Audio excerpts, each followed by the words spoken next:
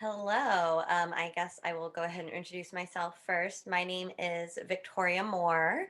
And like Michelle said, I met Bryony in 2019 at Camp Widow. It was about 6 weeks after I lost my husband to suicide. And I live in San Diego. And so when I heard about Camp Widow in San Diego, I thought it was a great opportunity for me to kind of connect with other widows and widowers who could understand my journey. Being a widow at 37 years old, I didn't really know too many young widows. Most of the widows I knew were older, like my grandmother, my aunts, things like that. And so I just really enjoyed Camp Widow because it allowed me to connect with others who could truly understand my journey. And so, again, that's where I met Bryony. And we just had a great connection and have kind of kept in contact ever since. And I feel very honored to be here today sharing a little bit about kind of tips and tricks and things that have helped on my widow journey for healing. So that's a little bit about me. And then I will let Bryony share. Thank you, Victoria. Thank you, Michelle, for having us here tonight. My name is Bryony McCord, and I currently live in Ohio. I'm from Ohio, but I recently relocated back here closer to family. I was in Las Vegas for 15 years. And so I lost my husband, Willie, to pancreatic cancer about 3.5 years ago. So I was a little bit further out than Victoria when we met at Camp Widow. But I will say that Camp Widow was my first. I was just a little bit over a year out when I took that trip to San Diego. I didn't know any other widows. I hadn't even reached out for help because I felt like I had it all figured out. And a little bit of my background is that I am a pediatric critical care nurse, and I've worked in the pediatric ICU for just about 18 to 20 years in my experience. And so death, trauma, and loss has really not been a stranger to me. However, I did endure a lot of loss all at one time, back to back, accumulative grief. And so not only was my job a high stress job. I also was dealing with my husband having the cancer and went through a couple other traumatic events, the Las Vegas shooting, and I did lose my father 1 month before my husband. And so, with all of that being said, I thought because of that background that I knew what grieving was all about, but I was wrong. I was really blindsided by this title, being a widow. I didn't know any other widows, and 40 years old with two kids as well. And so when I took that trip to Camp Widow, I was very inspired.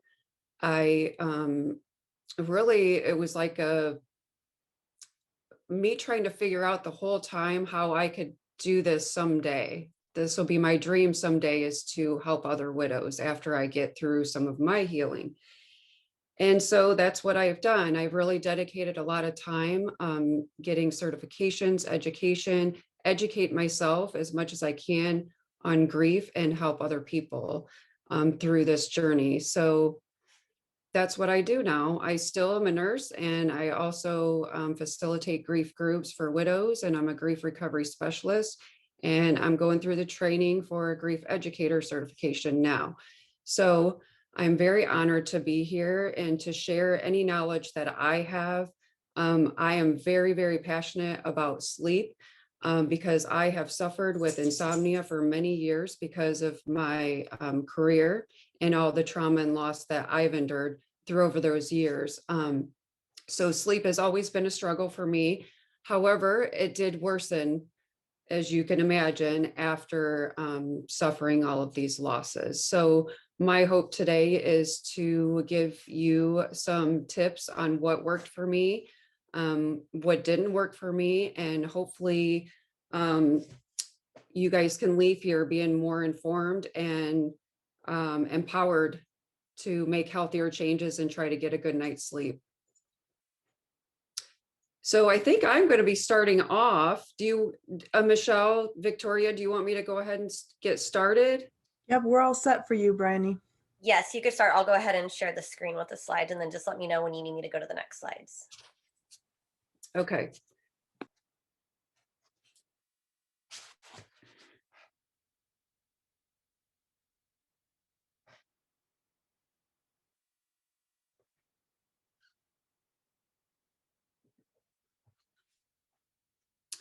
All right, so myself and Victoria, once again, we are going to give you some tips to help with sleep and grief and the everyday stress. For all of us being widowed, sleepless nights are probably very familiar with all of you. It has been one of the hottest topics in all of the groups that I've been involved with. And I've really, once again, that's why I've been so passionate about it. Especially when memories of the past start creeping into our thoughts at night, and we have all these overwhelming tasks that really don't like to leave our head when we lay our head on the pillow at night. So dealing with grief is a very distressing experience, and it's accompanied by the intense physical and emotional symptoms, and which can lead to insomnia. So you can go ahead and put the next slide up, Victoria. So one thing that I want to, so sorry. There we go. So one thing that I'm very passionate about as well is your health overall, and what a good night's sleep is, why it's so important. When you don't get a sufficient sleep, night of sleep, sorry, it can lead to sleep deprivation. And then when that condition worsens, it will worsen your grief symptoms as well. And it's going to make it harder to deal with everyday life when you already are going through enough as it is, when you're trying to deal with the losses that you've just endured. So a lack of sleep will impair a lot of different things in your body. So it will, I'm sorry, can you put the next slide up? I should have put the, no, back one. There you go. Okay, so we know when you don't get a good night's sleep, we're at high risk for some health conditions. So sleep is essential for your processing memories and our ability of learning. So if you don't get enough sleep, you are going to have a lot of impairments when it comes to your cognitive ability to make decisions, emotional instability. You'll have a tough time trying to balance your mood and a positive outlook for life. And it also disrupts your appetite. So people who tend to sleep less tend to eat more, or the opposite. And it will start affecting your metabolism and the way that you react to food. It also will weaken your immune system. So lack of sleep affects us physically, as well as it's makes it harder for our body to fight off infections and colds, and just like what we've been going through, the COVID virus. Also, so long-term sleep deprivation may lead to faster skin aging, higher obesity, risk for stroke, heart disease, and diabetes, cancer, and an overall shorter life expectancy. So one of the things, go ahead to the next slide. So what is insomnia? So insomnia is a variety of definitions of another word for sleep disturbances. And us as when we lose a spouse, I mean, all of us have difficulty. It may not always be the same issue. You may have difficulty falling asleep. You may have problems staying awake, or staying asleep during the day, or staying awake during the day. And then a poor quality of sleep. If you're waking up many times during the night, You're waking up with nightmares, you're having all these unwanted thoughts that you're going to sleep with, and um, that's what's causing your insomnia. You can go ahead and go to the next slide. So for the number one, the first thing I'm going to talk about is sleep hygiene. And strong sleep hygiene means having both a bedroom environment and daily routines that promote consistent uninterrupted sleep. And then keeping a stable sleep schedule, making the bedroom comfortable and free of disruptions, and then following a relaxing pre-bed routine. So sleep hygiene is one of the first things that is important to make sure that you're getting quality sleep throughout the night. You can go to the next slide. And what I'm going to be doing is I'm really just going over,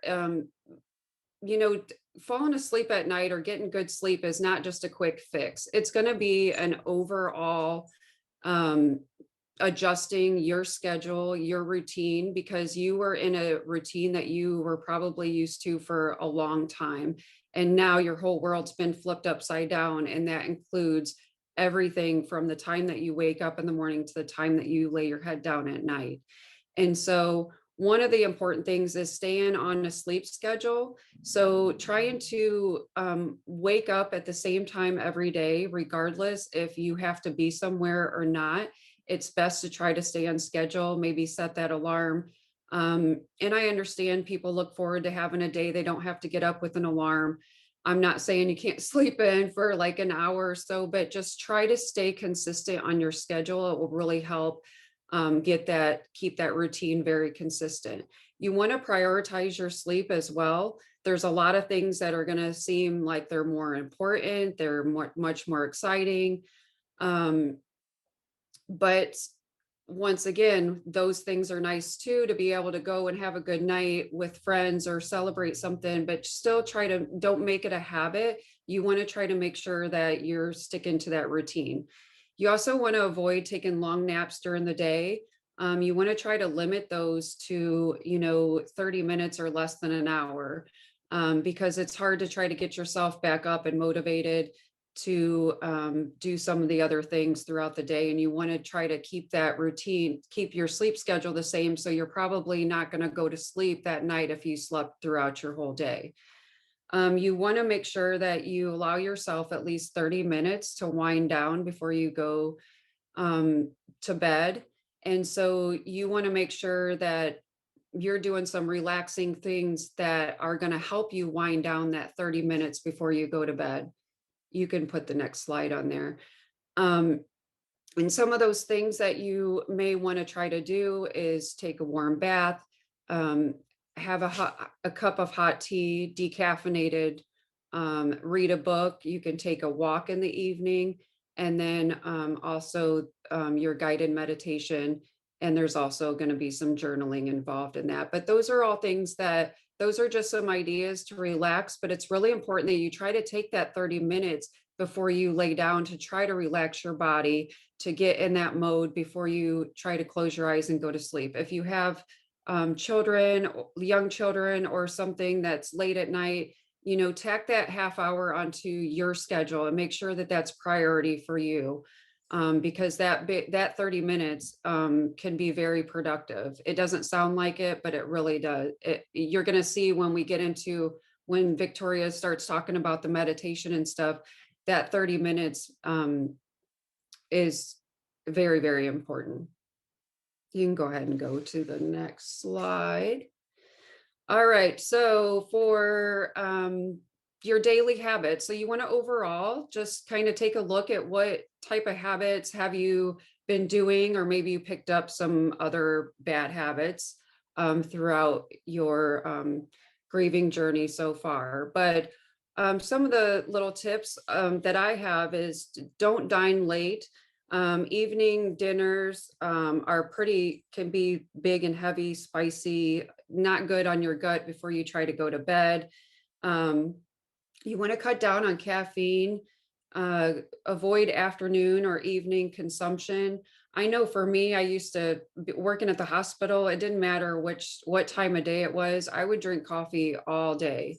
I would just keep warming it up. I don't know. It was just part of it was a habit to just take a drink of that coffee. And what I didn't realize was I used to say, oh, caffeine doesn't affect me. I can drink coffee all day. But yes, it definitely does affect you.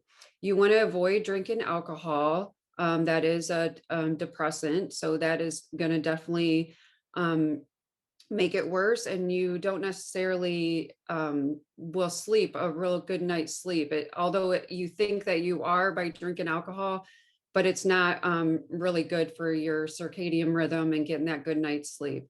Avoid nicotine, e-cigarettes, smoking cigarettes, and nicotine. All those are stimulants.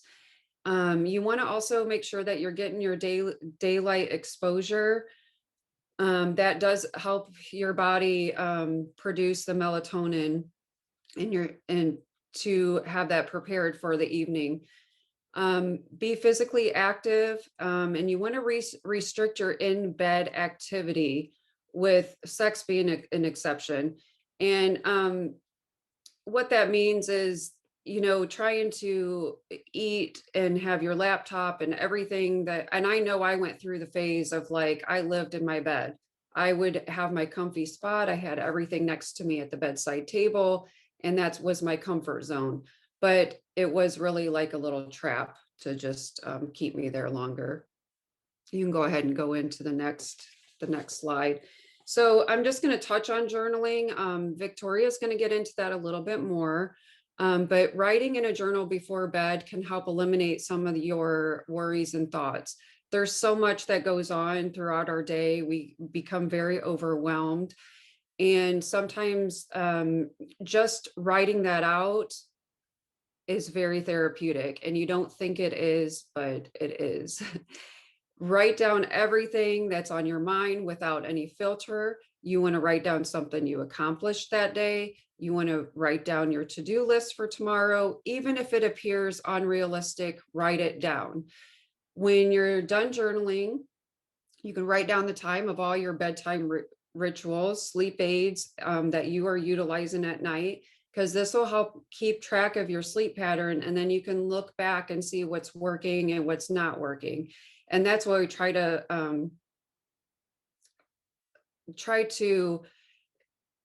I'm sorry, I'm lost my train of thought.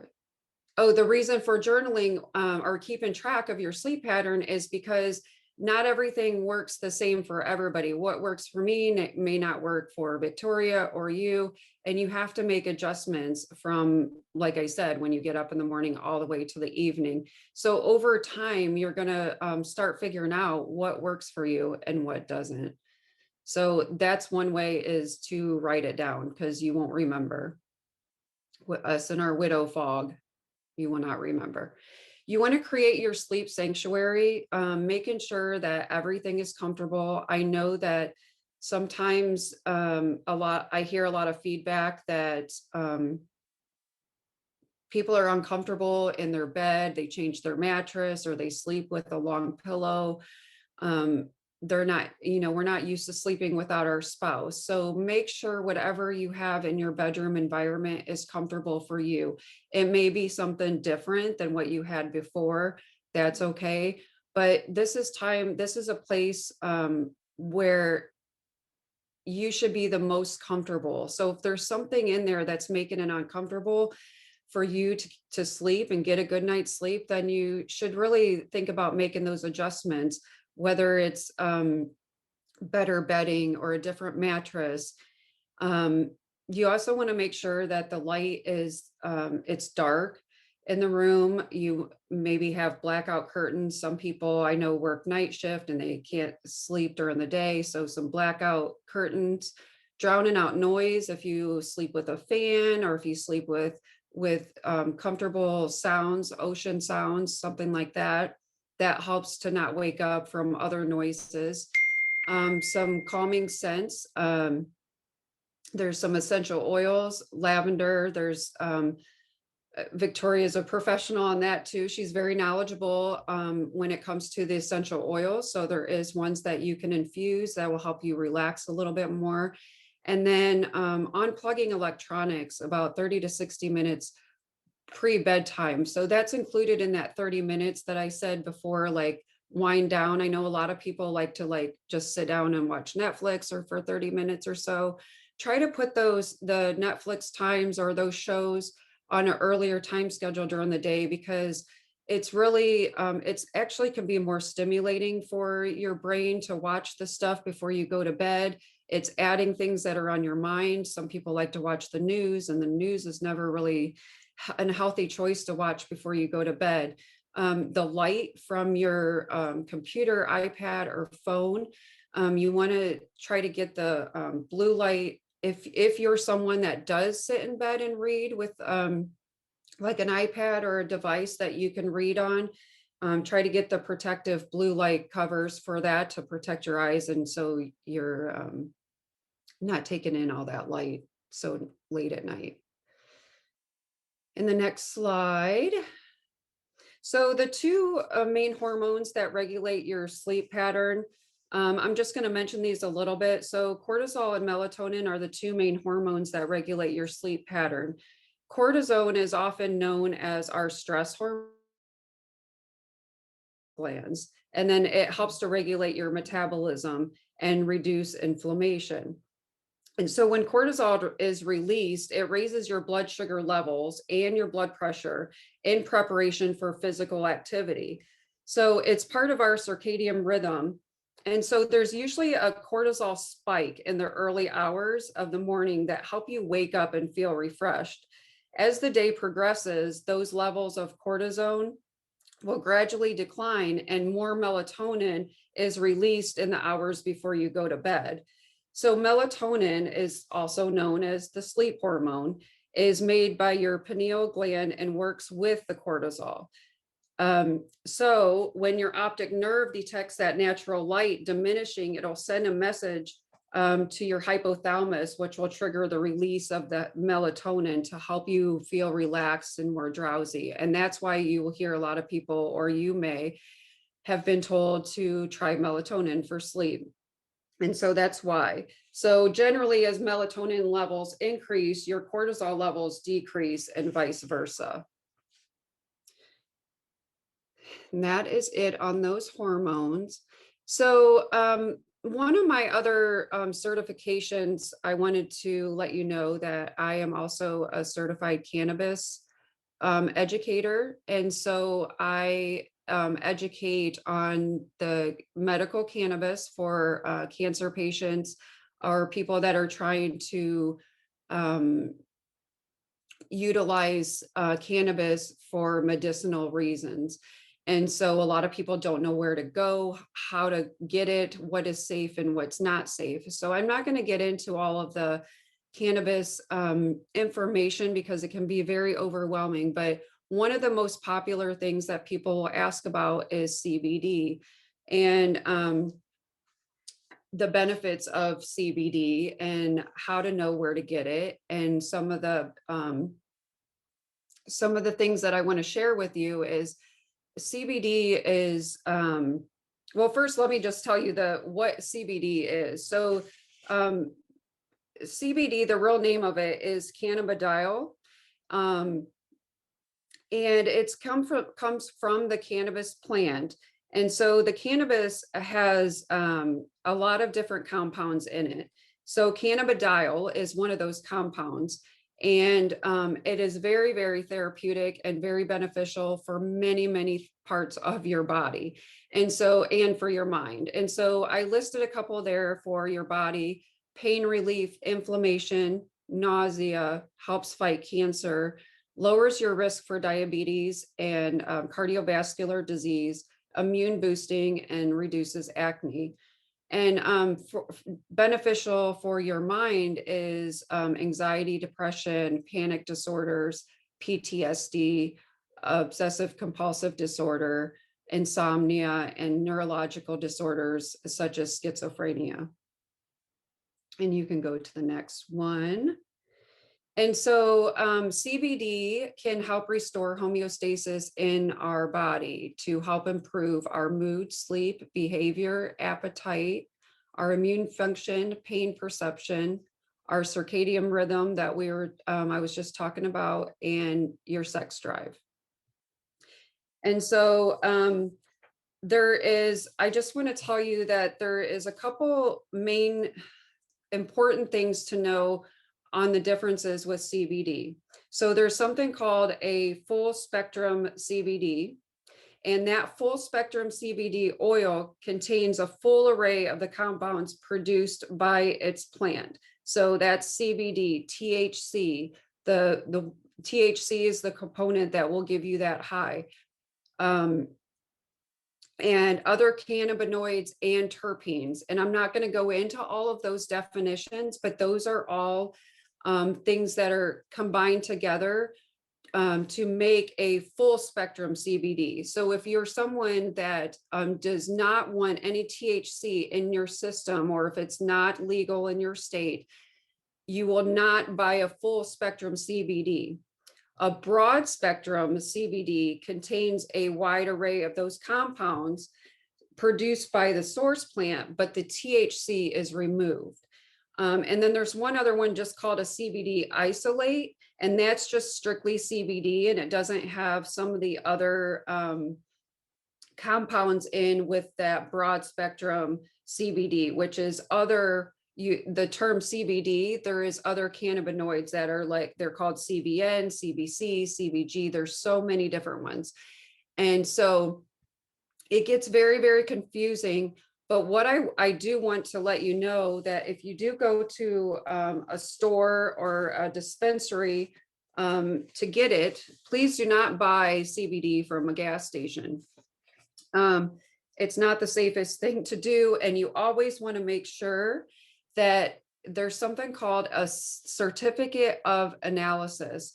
And that certificate of analysis will show exactly what extracts they use in that CBD. It's the third-party testing.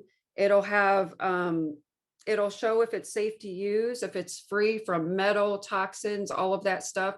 So if you want a safe place to buy CBD, please go to your local dispensary. Or if you order it from online, there is a certificate of analysis on that site. If you do not see that, then I would not recommend buying that CBD. But I can answer more questions about the cannabis. Like I said, it can get very, very detailed. But I just wanted to give you kind of like the overall CBD is very, very helpful for sleep. And you can get CBD without the THC that will help you sleep. However, if you are someone that has severe sleep issues, that you have tried everything under the sun and you want to try the THC, please do it by someone that will guide you, because cannabis is something that can be very scary for people. And once they try it and it doesn't work for them, or it gave them an effect they didn't want, they will probably never do it again. And they'll say it didn't work for them. And so it's very important to talk to every dispensary has a pharmacist. There should be a pharmacist there. And then there's the nurse educators. Certified nurse educators will help you learn, to get your card and go through the process. So just make sure that when you go to get any sort of products that contain cannabis, that you are getting the education you need before you purchase those products. And you also want to make sure that you let your physician know. But CBD or cannabis can help you get off other medications that are not necessarily medications, pharmaceutical medications that you really needed. And what I mean by that is sometimes when we lose a spouse or go through a lot of trauma or loss, or we experience something like we have all experienced, a lot of the physicians want to right away give you prescriptions for antidepressants or anti-anxiety. And there is a lot of pharmaceutical meds that can be very addictive. Your body can become addictive. It takes a while to wean off of them. And so I'm not saying that that's not necessary for people, because everybody has their own mental issues and they may be going through before they even experience the loss. But normal grieving, when you're going through grieving, it doesn't mean that you need to have an antidepressant or an anti-anxiety pill. And it could be something that's temporary when you have went through your first couple weeks or first couple months after your loss to kind of get over that hump. But you just definitely don't want to have to rely on those pharmaceutical medicine to long term. It's nothing you want to do long term. It just becomes more harmful for the body. And that's why there's more healthier ways to try to get the sleep instead of putting a lot of medications in your body. So I think is that my last slide on the CBD. I think we're going to go into meditation next with Victoria. Yes, that was your last slide. Okay. So I am going to talk a little bit about meditation. So prior to losing my husband, I had actually trained with a clinical psychologist for about a year, learning a lot of different mind-body modalities, working with people who suffered with PTSD, suffered with grief, trauma, loss, anxiety, and depression. And so I feel very blessed that I was trained in all this prior to losing my husband, because it has been a very important part of my healing journey for myself and my children. So one of the modalities I'm certified in is meditation. And so that is what I'm going to share with you today. So when we're grieving, basically there's a flood of neurochemicals and hormones that can just kind of fill our head. It can lead to a disruption in hormones and result in specific symptoms such as disturbed sleep, loss of appetite, fatigue, and anxiety. So when those symptoms kind of take over, our brain function really takes a hit. Research studies confirm that the practice of meditation and mindfulness helps to change our brains and helps to reduce pain, anxiety, confusion, and stress, and helps to boost the immune system. It helps to increase concentration, focus, and many other benefits. So meditation, it doesn't change us. It's not going to make us a new person. Essentially what it is it is training in awareness and getting a healthy sense of perspective. You're not trying to turn off your thoughts or feelings, because all that does is kind of repress it and push it down, which can result in manifesting itself into physical or more emotional problems. So with meditation, you're learning to observe your emotions without judgment. This empowers you to start to better understand your feelings and emotions. Some benefits of meditation. So like I mentioned before, helps to reduce stress, anxiety, and depression, all which are pretty much heightened when we lose a loved one, especially a spouse.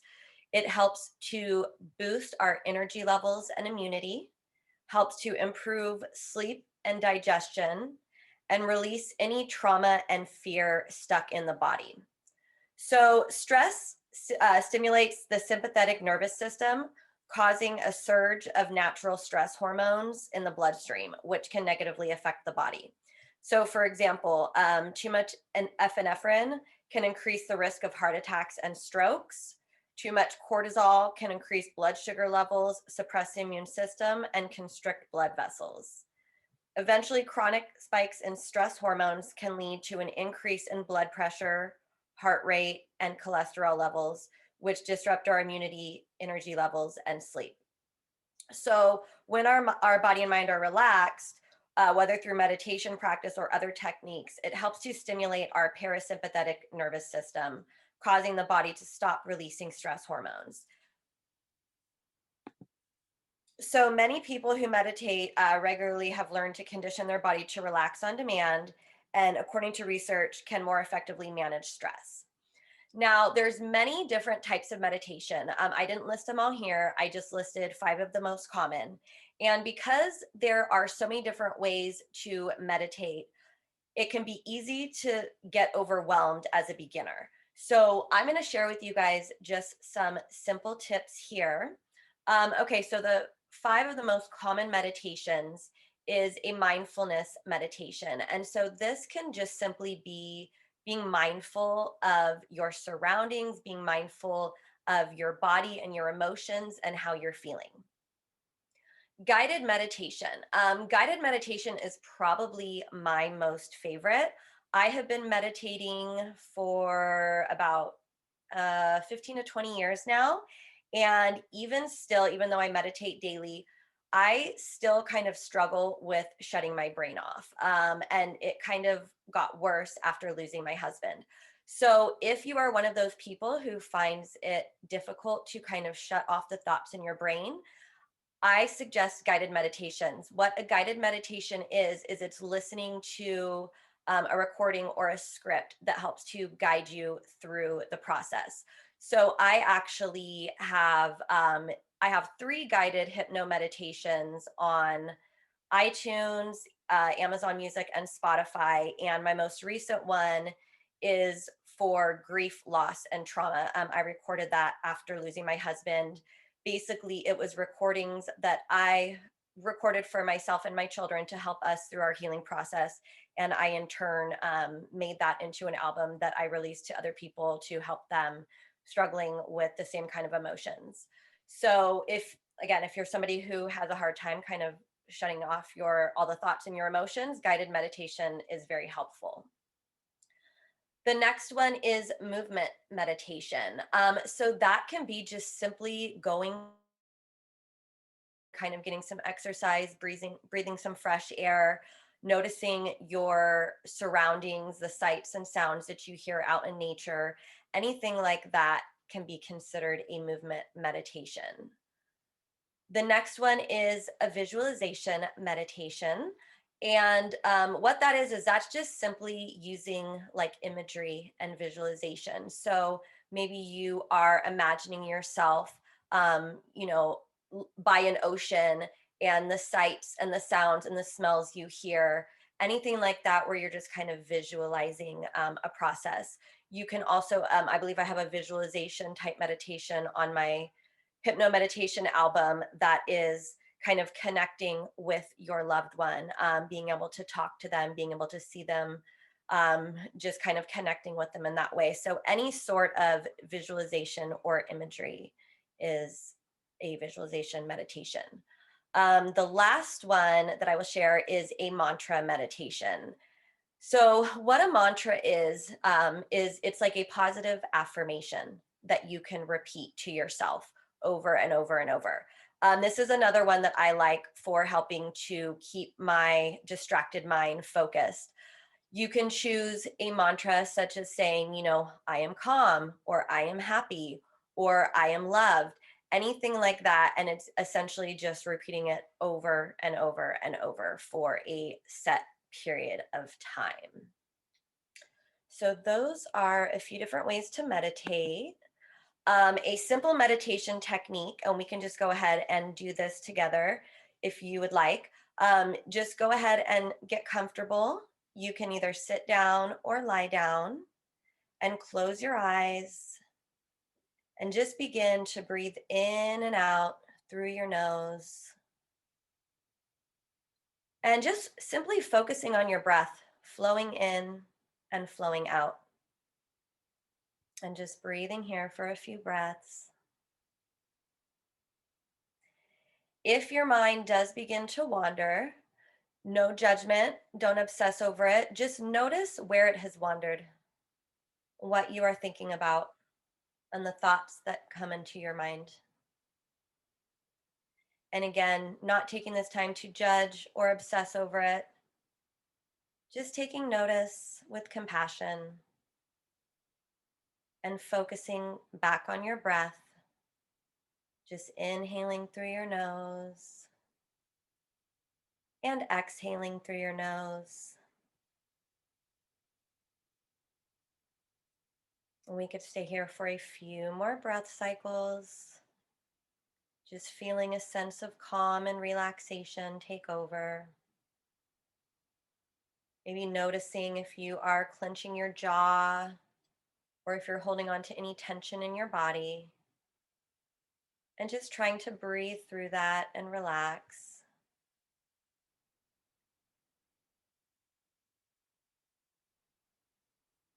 And then when you are ready, you can just gently lift your gaze or open your eyes and just take a couple breaths here to come back to the room and readjust back into your environment. And so, when it comes to meditation, I suggest doing at least 5 to 10 minutes at a time. Again, there's no real right or wrong way to meditate. You can do even just 5 minutes at a time is going to make a difference. It's going to really help to bring a sense of calm and relaxation, helping you to kind of observe how you're feeling emotionally and physically at that time. And the more you practice meditation, the easier it becomes. So that is just a simple little trick. Next, we are going to get into journaling. So, Bryony went into this a little bit. I'm going to go into a little bit more detail. So, journaling is helpful because it helps to kind of short circuit the chronic stress that we experience when we have had a traumatic event in our life. So, after someone dies, it's common to experience a confusion of emotions and feelings. And the last thing you might feel like doing is recording these feelings by writing them down. But many people who have experienced grief, loss, and trauma find that keeping a diary or journal or just taking some time out to write a few things down can be a very helpful process. It helps us to reconnect and become more comfortable with suppressed memories, calms, and the fear center of the brain, which goes into overdrive during the grieving process. So, again, when you're grieving, many different thoughts and emotions can be overwhelming. It can be difficult to process these thoughts and put them into language, but getting to that stage is important. Finding the right words to express what we are feeling can help us to understand and make sense of our experiences. It is also an important first step in communicating with others and asking for help. So here are some journaling tips. There is really no right or wrong way to journal. It can be a simple recap of your day, a summary of your emotions or your feelings, or just following simple journal prompts. You can write about a past event or something that is currently on your mind or your vision for the future. You can write about something different each time. There's no rules when it comes to journaling. It's simply a way to allow for emotional creativity. Oops, let me go back to journaling, talk a little bit more about journaling. Okay, so some benefits of journaling while grieving include clarifying your thoughts and emotions.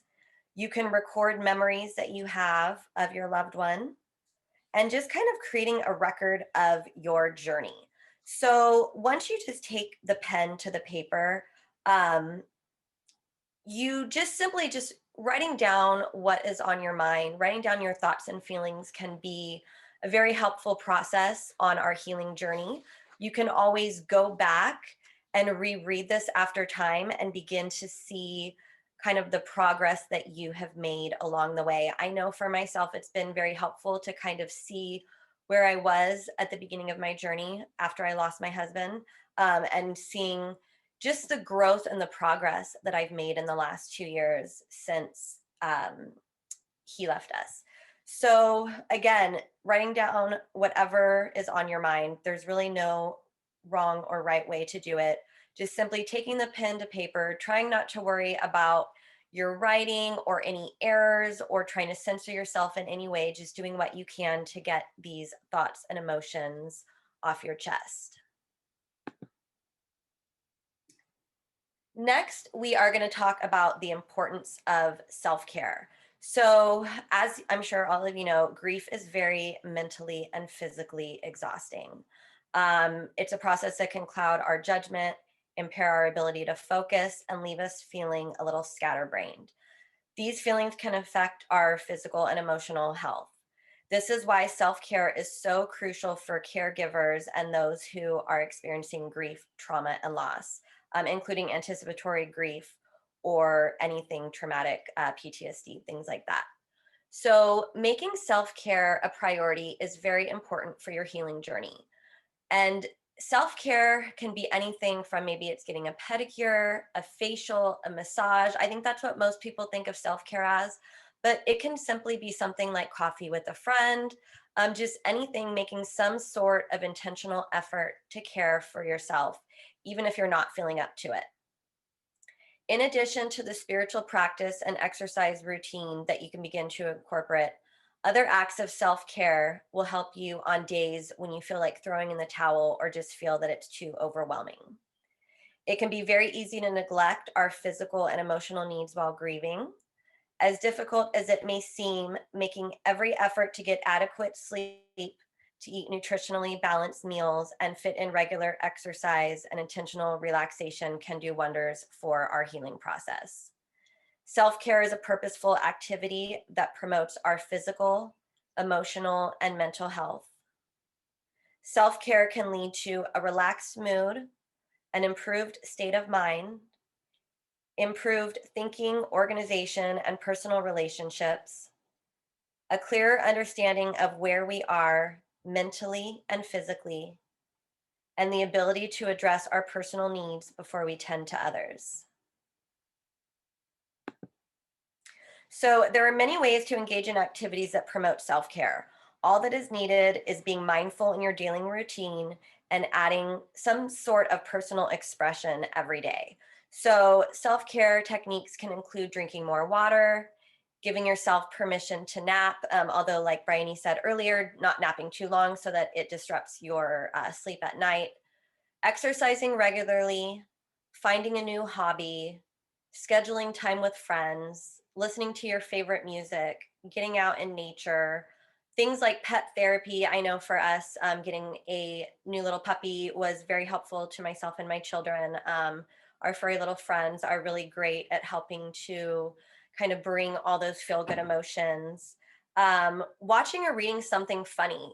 There's that old adage that laughter is the best medicine. And even though we're going through difficult times, it's true. Finding something that you find humor in, whether it be a movie, maybe going to a comedy show, or getting together with a friend who just has a positive sense of light around them, all of those can be very helpful self care techniques that don't have to be too difficult. And that is the end of my portion. Here are some resources that Bryony and I have put together. So she has, and we can give these notes to Michelle too. I don't know, Michelle, if you can send these out maybe in an email so they can access these resources. But Bryony has a really good sleep guide, a free sleep guide on her website.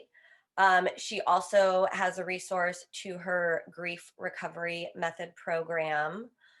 I have a grief journal guide, which includes, it's free and it's just free. It's 32 prompts to help you with just journaling. So if you are needing some inspiration to kind of get through journaling, if that's something new to you, you can always check that out. That's on my website.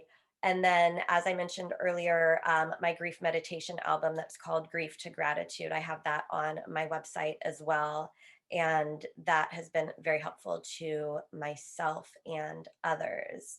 And so that is about it. I don't know, Bryony, if there's anything else that you want to share. I'm going to go ahead and um, stop sharing the screen, and then maybe if there's anything else you want to share, Bryony, or we can get to questions. I just wanted to add, back, I remember I had stated that I had already had insomnia before I had lost my husband. And the doctor had put me on Ambien for a very long time. And I don't know if you've heard of Ambien as a sleep agent, and also Xanax. Everybody hears about Xanax. Um, but that was their solution for me. And even me being a medical professional, I that's what I was used to doing. And I can tell you that if somebody, and I know that there was people that kind of mentioned it, But to mention meditation and journaling at the time of what I was going through and the severity of my insomnia, I kind of laughed like, huh, meditation's not going to do it. If Ambien doesn't work, journaling's not going to work. If a Xanax doesn't work, then meditation's not going to work. So I was very, very hesitant. I didn't even attempt it. The first whole year, like I said, I thought I knew how to grieve. But let me just tell you that if you have never meditated or journaled right before you go to bed, and you are one of those people that are laying there in bed because you have all of those thoughts that you can't get out of your mind, or that to-do list of all the things that are overwhelming that are going to happen your next day and you can't shut it down. I was pleasantly surprised that laying there meditating for the first time, I literally sank in my mattress and I was knocked out.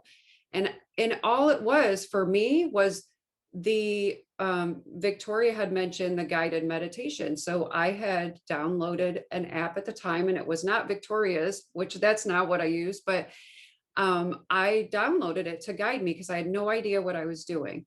And I'm laying there thinking, why am all of a sudden you're thinking you're envisioning the blue crisp sky or the yellow bright flowers, and my mind is going to that, and all of a sudden my mind forgot about all those things that were overwhelming that day, and I was just knocked out. And I couldn't even believe it, and I'm not even kidding when I say I used to joke and say meditation's not going to work, journaling's not going to work. However, those are the things that worked for me, not the Ambien, not the Xanax. I weaned off all of that within that first year.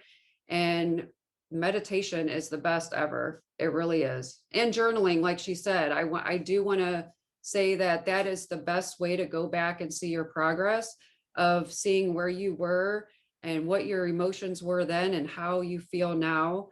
It can be very helpful if you want to use that information for later to help other people. I know that I've used it to write my book. I can go back and see where I was at that time in my life. So I just wanted to hit on those topics about the meditation and journaling, because people did mention that to me, and I just didn't want to hear it at the time. And I wish I could go back, and I wish I would have tried it sooner, but I'm glad that I found it because it's very therapeutic and it helps clear my mind. And for me, I know after losing my husband, I did not meditate or journal for the first 3 months. I was just, again, even though I had been certified in all these different modalities and it's something that I had been doing prior to losing my husband, I feel like when you are deep in grief, it's not necessarily the first thing that you think to do. However, after getting back into it about 3 or 4 months after losing him, I noticed a huge difference. And again, the journaling, the thing that I love most about it, well, I mean, I love a lot of things about it, but is seeing that progress, because grief is not linear, right? Like there's some days where you feel good, other days you feel bad. Even, like 2 years in for me, there's days or weeks where I'm having a really difficult time. And so sometimes you can feel like you're not really progressing on your journey. You kind of feel stuck. But when you do go back and kind of reread through your journal entries, you can kind of see either cycles of like the high points and the low points. Maybe it's around like the holidays or the anniversary of the loss or birthdays or all those difficult kind of milestones. But you can also read on the days where you're having your good days. And for me, it makes me feel really proud of myself for how far I've come along this journey. And so, yes, if you have not tried journaling and meditation, I know it sounds like it might not work, but please try it, and try it for like at least 2 weeks to a month. And I guarantee you that you'll notice a difference.